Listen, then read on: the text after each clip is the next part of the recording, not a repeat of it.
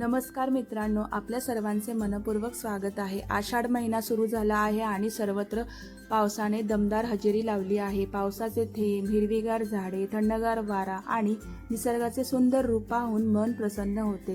पण या आनंदायी वातावरणासोबत काही आरोग्यविषयक आव्हाने देखील येतात।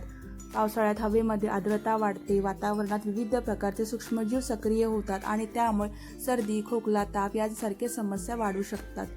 मित्रांनो, आयुर्वेदानुसार प्रत्येक ऋतूमध्ये शरीराची काळजी घेण्याची पद्धत वेगळी असते। पावसाळा हा ऋतू आहे ज्यामध्ये पचनशक्ती तुलनेने कमी होते, त्यामुळे योग्य आहार, योग्य सवयी अंगीकारणे महत्त्वाचे आहे।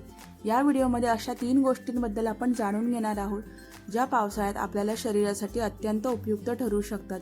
या गोष्टी आपल्या घरात सहज उपलब्ध असतात, परंतु अनेकदा आपण त्याचे महत्त्व ओळखत नाही।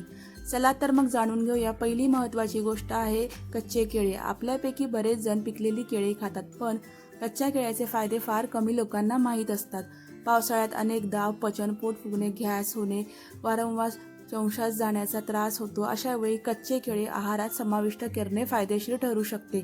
कच्च्या केळ्यांमध्ये तंतुमय पदार्थ, जीवनसत्वे आणि खनिजे आढळतात। हे घटक पचनक्रिया सुरळीत ठेवण्यास मदत करतात, शरीराला आवश्यक ऊर्जा मिळण्यासही मदत होते। विशेषतः पावसाळ्यात जेव्हा शरीर थोडे सुस्त वाटू लागते, तेव्हा कच्च्या केळ्यांपासून बनवलेले पदार्थ हे उपयुक्त ठरू शकतात।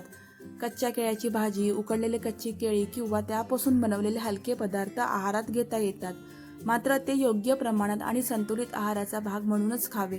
आता जाणून घेऊया दुसऱ्या महत्त्वाच्या गोष्टीबद्दल। क्रमांक 2, दुधी भोपळा किंवा पडवळ।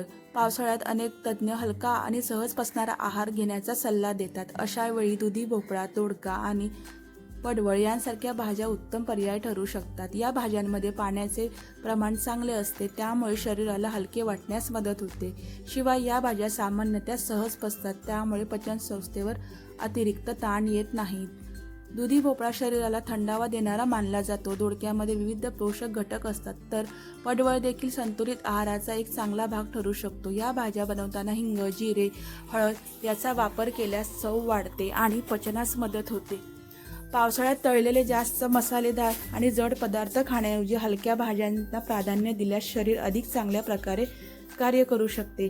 आता येऊया तिसऱ्या आणि अत्यंत लोकप्रिय उपायाकडे। क्रमांक 3, आले, हळद आणि तुळशीचा काढा। भारतीय घरांमध्ये आले, हळद आणि तुळस यांना विशेष महत्त्व दिले आहे। अनेक वर्षापासून या गोष्टींचा वापर घरगुती उपायांमध्ये केला जातो। पावसाळ्यात घशात खवखव, सर्दी, खोकला, अंगदुखी किंवा थकवा जाणवणे सामान्य गोष्ट आहे। अशा वेळी गरमागरम हर्बल काढा शरीराला आराम देऊ शकतो। आल्यांमध्ये नैसर्गिक ऊब देणारे गुणधर्म असतात, हळदीमध्ये अँटीऑक्सिडंट घटक आढळतात, तर तुळशीचा वापर पारंपरिक श्वसन संस्थेच्या आरोग्यासाठी केला जातो।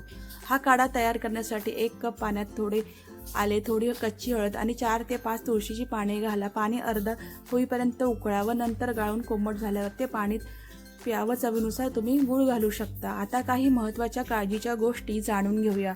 पावसाळ्यात रस्त्यावरील उघड्याचे पदार्थ शक्यतो टाळा। अशा पदार्थांमध्ये दूषित पाणी किंवा जंतू असण्याची शक्यता असते। बासी अन्न खाणे टाळा। या ऋतूमध्ये अन्न लवकर खराब होऊ शकते, त्यामुळे शक्यतो ताजे आणि गरमच अन्न खावे। स्वच्छ पाणी पिणे अत्यंत महत्त्वाचे आहे। घरात पाण्याचे शुद्धीकरण व्यवस्था नसल्यास पाणी उकळून पिणे अधिकच सुरक्षित ठरू शकते। तसेच पावसाळ्यात भिजल्यानंतर ओले कपडे जास्त वेळ अंगावर ठेवू नका। शरीर कोरडे ठेवा आणि वैयक्तिक स्वच्छतेकडे विशेष लक्ष द्या।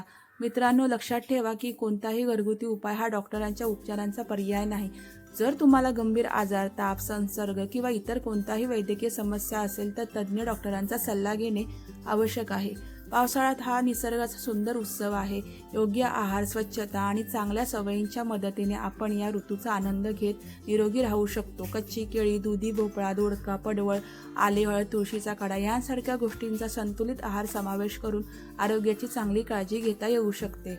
तुम्ही पावसाळ्यात आरोग्य चांगले ठेवण्यासाठी कोणत्या गोष्टींचा वापर करता? तुमचा अनुभव कमेंटमध्ये नक्की सांगा। व्हिडिओ उपयुक्त वाटला असेल तर लाईक करा, आपल्या मित्रपरिवारांसोबत शेअर करा आणि अशाच आरोग्यविषयक माहितीसोबत आपल्या चॅनलला